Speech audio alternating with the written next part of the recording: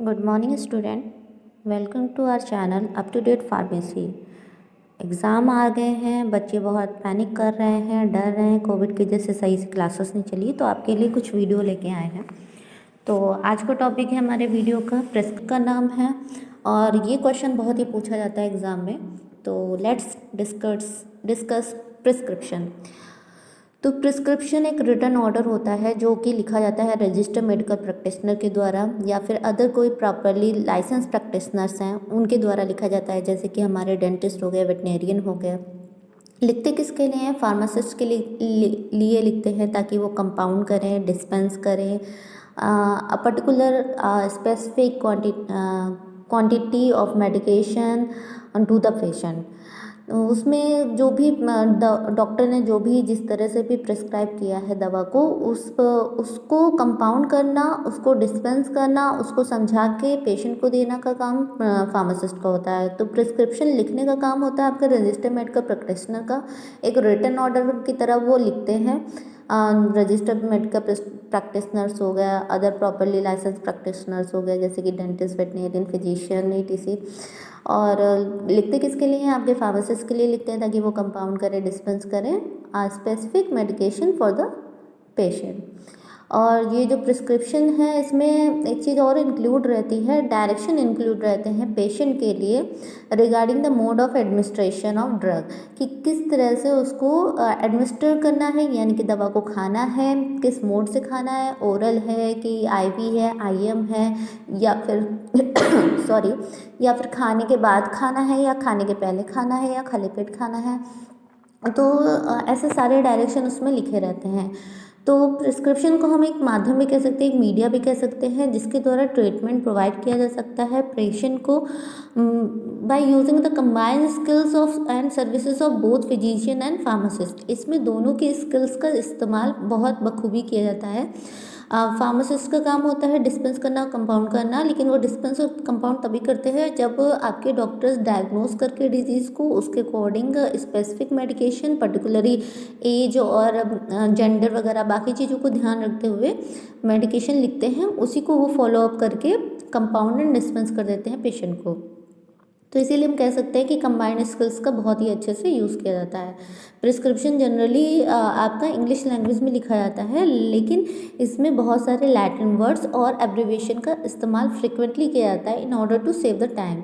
इसलिए भी किया जाता है फ्रिक्वेंटली क्योंकि ये शॉर्ट फॉर्म में रहते हैं। इनका दोनों का लैटिन वर्ड्स का नॉलेज आपके डॉक्टर्स को भी रहता है और आपके फार्मासिस्ट को भी रहता है। ये जो लैंग्वेज है, ये दोनों ही अच्छे से बखूबी समझ लेते हैं, और लिखने के टाइम पे टाइम वेस्ट भी नहीं होता है। और दूसरी चीज़, इसका मिसयूज़ भी लोग नहीं करने पाएंगे। अगर इसमें हम नॉर्मल लैंग्वेज में अगर हम चीज़ें लिख देंगे तो कई बार इसका मिसयूज़ भी हो सकता है, इसलिए मिसयूज़ ना हो इस वजह से भी लैटिन टर्म्स का एंड एब्रिविएशन का इस्तेमाल किया जाता है। तो अब आगे बात करते हैं पार्ट्स ऑफ प्रिस्क्रिप्शन की। तो प्रिस्क्रिप्शन के पार्ट्स मतलब कि एक, जैसे कि आपको पहले बताया कि रिटन ऑर्डर फॉर्म होता है, तो रिटन ऑर्डर का ऑर्डर देते हैं हम किसी भी तरीके का, तो उसका एक फॉर्मेट होता है। तो वैसे ही इसका भी एक फॉर्मेट होता है, जिसको हम बोल सकते हैं पार्ट्स ऑफ प्रिस्क्रिप्शन। सबसे पहले आता है डेट, फिर सेकंड नंबर पे आपको लिखना होता है name, age, sex and address of the patient. ये डॉक्टर आपका मेंशन करके रखते हैं। फिर आता है आपका सुपरस्क्रिप्शन, फिर इंस्क्रिप्शन, फिर सब्सक्रिप्शन, फिर सिग्नेचर, फिर रिन्यूअल इंस्ट्रक्शन, फिर लास्ट में आता है signature, address and registration number of the prescriber. मतलब कि जो भी आपके डॉक्टर्स हैं, जो भी फिजिशियन हैं, जो भी डेंटिस्ट हैं, उनका अपना एक का खुद का रजिस्ट्रेशन नंबर होता है, तो वो रजिस्ट्रेशन नंबर उसमें मेंशन होना अनिवार्य है। तो सबसे पहले बात करते हैं डेट की। तो डेट क्यों डालते हैं? क्योंकि डेट इसलिए डालते हैं कि फार्मासिस्ट को फाइंड आउट करने में कोई भी हेल्प ना हो, कोई भी प्रॉब्लम ना हो कि ये किस डेट को प्रिस्क्राइब किया गया है, प्रिस्क्रिप्शन कब लिखा गया है, और इसकी फिलिंग डेट क्या है, और इसकी रिन्यूअल डेट क्या है, ताकि अवॉइड किया जा सके मिस यूज़ ऑफ प्रिस्क्रिप्शन। जैसे बहुत सारे नार्कोटिक ड्रग लिखे जाते हैं, बहुत सारे पेशेंट ऐसे होते हैं वो हैबिचुअल हो जाते हैं उन ड्रग्स के, तो वो क्या करते हैं, बार बार एक ही प्रिस्क्रिप्शन को शॉप में लेके जाते हैं और फिर वो दवा डिस्पेंस कराने की कोशिश करते हैं। तो अगर इसमें डेट मेंशन रहेगी और रिन्यूअल डेट मेंशन रहेगी तो क्या होगा कि इसका मिसयूज़ नहीं होने पाएगा। फार्मासिस्ट को पता होगा कि इस पेशेंट को हमें दवा देनी है या नहीं देनी है, या इसकी फिलिंग डेट क्या है, रिन्यूअल डेट क्या है, और उसका मिसयूज़ होने से वो रोक सकते हैं। क्योंकि कई सारे पेशेंट क्या करते हैं, नंबर ऑफ़ टाइम एक ही प्रिस्क्रिप्शन को डिस्पेंस कराते रहते हैं। जैसे कि एग्जांपल इसमें दिया हुआ, the prescription with prescribe narcotic or other habit forming drug. फिर बात करते हैं name, age, sex and address of the patient. इसको लिखना ज़रूरी है प्रिस्क्रिप्शन में, क्योंकि ये एक आइडेंटिफाई करने में हेल्पफुल होता है प्रिस्क्रिप्शन की, कि किस पेशेंट के लिए प्रिस्क्रिप्शन लिखा गया है, वो उसका एड्रेस कहाँ है, वो किस लोकेलिटी का रहने वाला है, उसकी एज क्या है, उसका सेक्स क्या है। क्योंकि अगर कोई नई दवा उसको दी जा रही है तो अगर कोई भी साइड इफ़ेक्ट आ रहे हैं तो वो साइड इफ़ेक्ट को आइडेंटिफाई किया जा सके, उस पेशेंट को आइडेंटिफाई किया जा सके और उसको प्रॉपर मेडिकेशन प्रोवाइड किया जा सके। In case of any of this information is missing, अगर आपका डेट नहीं मेंशन है, नेम नहीं मेंशन है, पेशेंट का एज और सेक्स नहीं मेंशन है, तो अगर इसमें से कोई भी इंफॉर्मेशन आपकी मिसिंग है, डेट तो आपका पहले तो मेंशन होना ही होना चाहिए, लेकिन अगर ये सेकंड नंबर में जो नेम, एज, सेक्स और एड्रेस है, अगर पेशेंट का नहीं मेंशन है, तो ये फार्मासिस्ट का काम होता है कि उसको प्रॉपर मेंशन करे, प्रॉपर इंक्वायरी करके पेशेंट से, उससे प्रॉपरली अच्छे से बातचीत करके, उससे पूछ करके कि आपका नेम क्या है, एज क्या है, आप कहाँ के रहने वाले हो, सेक्स क्या है, और उसको उसमें as it is mention, avoid the misuse. तो एक तो मिसयूज़ को हम अवॉइड कर सकते हैं, और फार्मासिस्ट को हेल्प हो सकती है चिल्ड्रन के केस में, कि प्रिस्क्रिप्शन की जो डोज डॉक्टर ने प्रिस्क्राइब की है, जो भी आपके फिजिशियन ने प्रिस्क्राइब की है, वो सही लिखी है कि नहीं। क्योंकि कई बार लिखने में मिस्टेक हो जाती है, अगर उसकी बच्चा है, छोटा बच्चा है, चिल्ड्रन है, तो अगर उसमें डोज हैवी लिखी हुई है, तो अगर उसमें मेंशन किया गया है कि उसकी एज क्या है चाइल्ड की, तो फिर प्रिस्क्रिप्शन को ठीक से डिस्पेंस करने और कंपाउंड करने में फार्मासिस्ट को हेल्प मिल जाती है। वो अगर डोज इनकरेक्ट लिखी हुई है तो वो करेक्ट भी कर सकते हैं। अब नेक्स्ट पार्ट की तरफ आते हैं। Third part is superscription. इसमें क्या होता है, इसमें it is presented by the symbols RX। तो इसको सुपरस्क्रिप्शन को सिंबल RX से प्रेजेंट किया जाता है, which is written before writing the prescription. और इसको दवा लिखने से पहले RX जरूर से मेंशन किया जाता है। आज जो फॉर्मेट चलते हैं वो आपके पहले से रखे जाते हैं, इसमें RX पहले से मेंशन होता है, लेकिन जब कहीं नहीं मेंशन होता है तो डॉक्टर उसमें RX पहले का मतलब होता है रेसिपी, और इसका ये भी मतलब होता है यू टेक या फिर take down. Take down is the Latin word, you take इसका मतलब है कि वो कहना चाह रहे हैं दवा लिखने से पहले कि ये दवा आप ले सकते हैं। जैसे कोई बहुत सारे ओवर टू काउंटर ड्रग होती हैं तो उसमें पहले से ही लिखा रहता है RX।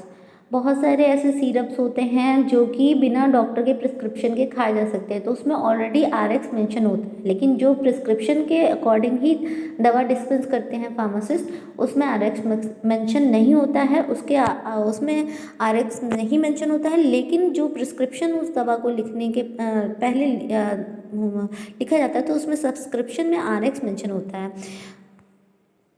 पुराने टाइम में यानी कि ओल्डन डेज में इस सिंबल को कंसिडर किया जाता था कि ये ओरिजिनेट हुआ है from the sign of Jupiter. जो जुपिटर है हमारे ग्रह है, उसके साइन से ये ओरिजिनेट हुआ है। इसका मतलब वो समझते थे कि इसका मतलब होता है गॉड ऑफ हीलिंग, तो इसलिए भी RX लिखा जाता था। वो प्रे करते थे कि जो भी हम दवा लिख रहे हैं वो हील करे पेशेंट को, वो जल्दी से ठीक कर दे। फिर नेक्स्ट आता है inscription. This is the main part of the prescription. ये मेन पार्ट होता है प्रिस्क्रिप्शन का, जिसमें आपका name and quantity of prescribe ingredient लिखे जाते हैं कि कौन सी दवा लेनी है, कितने mg लेनी है, क्या प्रिस्क्रिप्शन है उस पेशेंट के लिए, तो वो सारी चीज़ें इंस्क्रिप्शन में मेंशन की जाती हैं। The name of each ingredient is written on the separate along with its quantity. पहले क्या होता था कि जो भी इंग्रेडिएंट एक ड्रग में, एक मतलब कि एक डोज में होने चाहिए, वो सारे इंग्रेडिएंट अलग अलग मेंशन किए जाते थे, उनकी क्वांटिटी मेंशन की जाती थी, क्वांटिटी एंड उसके इंग्रेडिएंट मेंशन कर दिए जाते थे। The name of each ingredient is written on the separate along with its quantity. ठीक है, तो आगे बढ़ते हैं। Extreme care should be taken by the pharmacist in interpreting abbreviation, otherwise it can lead to the serious error. अगर pharmacist ने ठीक से एब्रीवेशन और लैटिन टर्म्स को ठीक से नहीं पढ़ा है और अगर उसने दवा को डिस्पेंस कर दिया है तो बहुत सीरियस एरर्स हो सकते हैं, जिसकी वजह से पेशेंट को बहुत आ सकती है। तो इसलिए बहुत ही एक्सट्रीम केयर ज़रूरी होती है, लेनी चाहिए फार्मासिस्ट को बिफोर इंटरप्रिटेटिंग द एब्रीवेशन। उसको कुछ भी अपने मन से नहीं सोचना चाहिए। अगर उसको राइटिंग नहीं समझ में आ रही, उसको नहीं समझ में आ रहा है एब्रीवेशन क्या है, तो उसको तुरंत ही डॉक्टर से, जिसने भी प्रिस्क्रिप्शन लिखा है, उससे तुरंत ही कंफर्म कर लेना चाहिए, या फिर अपने सीनियर फार्मासिस्ट से एक बार कंफर्म करके ही दवा को डिस्पेंस करना चाहिए। तो आपके कॉम्प्लेक्स प्रिस्क्रिप्शन होते हैं, उसमें बहुत सारे इंग्रेडिएंट्स, सेवरल इंग्रेडिएंट्स का इस्तेमाल किया जाता है, लिखा जाता है, जिसको हम फॉलोइंग पार्ट्स में डिवाइड कर रहे हैं। जैसे कि उसमें बेस लिखा होगा, एडवांस लिखे होंगे, व्हीकल्स लिखा होगा। तो बेस आपका द एक्टिव मेडिकामेंट होता है which are intended to produce the therapeutic effect.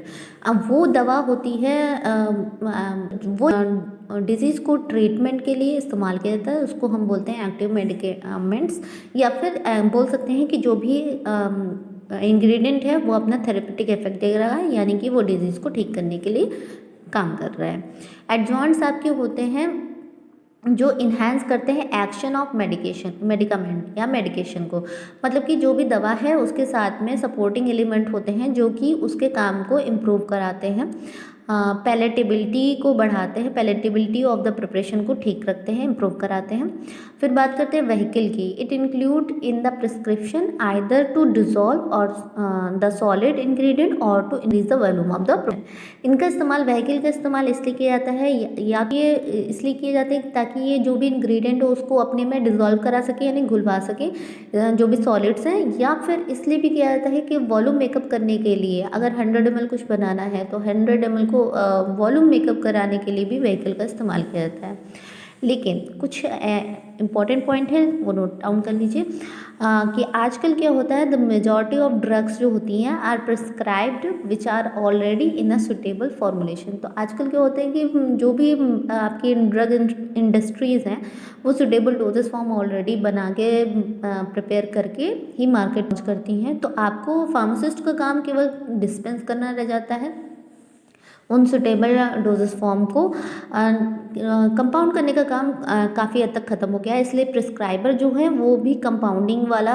Portion को नहीं लिखते हैं, वो सीधा मेडिकेशन का नाम लिखते हैं, ब्रांड नेम लिखते हैं और स्पेसिफिक मेडिकेशन का नाम लिख देते हैं, तो वो फार्मासिस्ट आपको दे देते हैं। So the pharmacist is required to dispense only and compounding is almost eliminated. इसीलिए कंपाउंडिंग आजकल ख़त्म हो चुकी है और केवल उनका काम क्या रह गया है, रिक्वायर्ड टू डिस्पेंस ओनली। वो केवल इसलिए रिक्वायर्ड है फार्मासिस्ट ताकि वो प्रॉपरली दवा को डिस्पेंस कर दें। और फॉर्मुलेशन में इंडस्ट्रीज़ में उनका बहुत योगदान होता है, फार्मासिस्ट ही हैं जो उनको दवाओं को फार्मुलेट कराते हैं इंडस्ट्रीज़ में। तो पार्ट हमारा होता है स्क्रिप्शन। This comprises direction to the pharmacist prepare doses to be dispense. इसमें जो डायरेक्शन लिखा होता है वो डायरेक्शन फार्मासिस्ट के लिए लिखा होता है ताकि वो क्या करे, प्रिस्क्रिप्शन में जो भी नंबर ऑफ डोजेस लिखी हुई हैं उसी हिसाब से ड्रग को कंपाउंड करके उसको पेशेंट को डिस्पेंस कर दे, उतनी ही particular number of doses. But आजकल क्या होता है कि प्रिस्क्रिप्शन में prescriber are omitting the specific.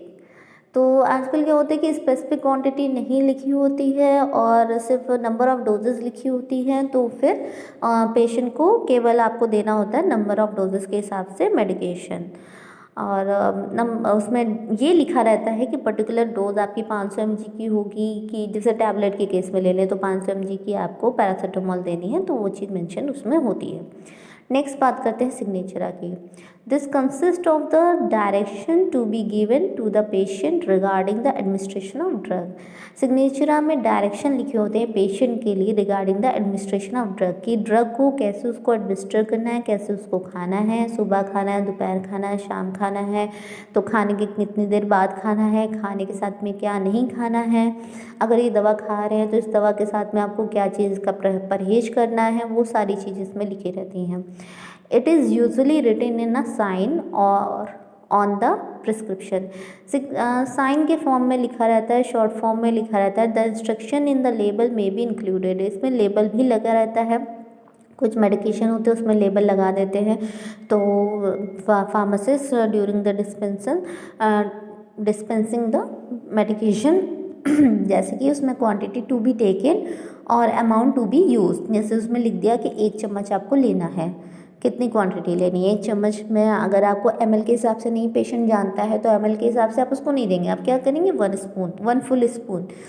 तो the frequency of timing of administration और एप्लीकेशन, तो ये भी बता देंगे कि इस दवा को कितने बार आपको लगाना है। सपोज दैट स्किन में कोई दवा यूज़ करनी है तो कितने बार स्किन में अप्लाई करनी है, या फिर दवा को खाना है तो कितने बार उसको खाना है। द रूट ऑफ एडमिनिस्ट्रेशन, कैसे खाना है, पानी में घोल के खाना है, ओरल रूट से खाना है, पानी में घोल के खाना है कि सीधे दवा को आप मुंह पे डाल के पानी से खा लेंगे। The special instruction such as dilution direction, dilute कैसे करना है दवा को, जैसे कि बताया ना पानी में घोल के खाना है तो कितने पानी में उसको लेके खाना है। जैसे कुछ सिरप्स हैं तो उसको पानी में कितनी क्वांटिटी ऑफ वाटर उसमें मिलाएंगे ताकि उसको डाइल्यूट करा के फिर आप उसको ले सकें।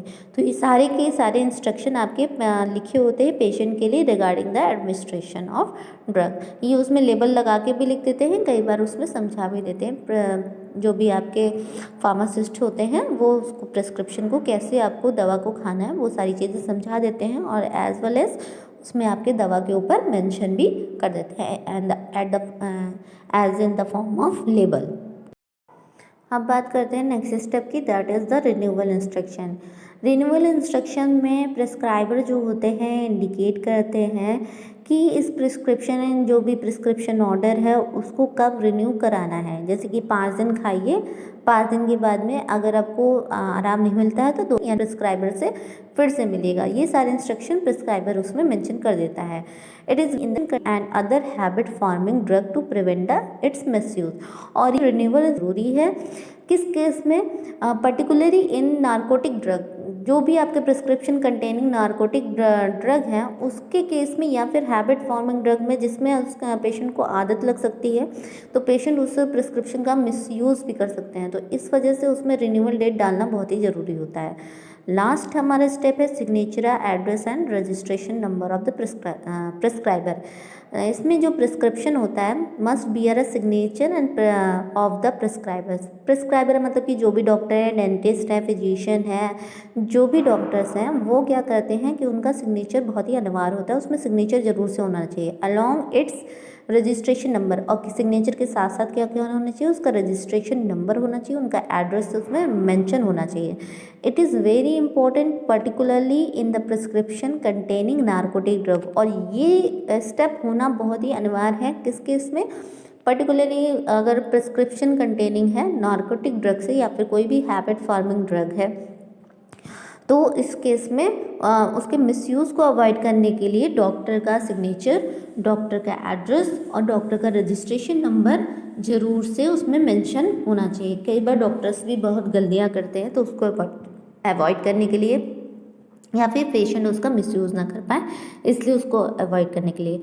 Hope you like the video, और अगर आपको ये वीडियो पसंद आया है तो आप लोग इसको लाइक कीजिए ताकि आपके लिए और भी वीडियो बनाए जाएं, ताकि आपका एक एक करके एक एक क्वेश्चन, आपका क्वेश्चन वाइज आपका टॉपिक तैयार होता रहे। तो क्वेश्चन अगर आप तैयार कर लेंगे तो एग्ज़ाम में आपको कोई भी प्रॉब्लम नहीं आएगी, आप अच्छे से एग्ज़ाम दे सकते हैं। तो best of luck, thank you.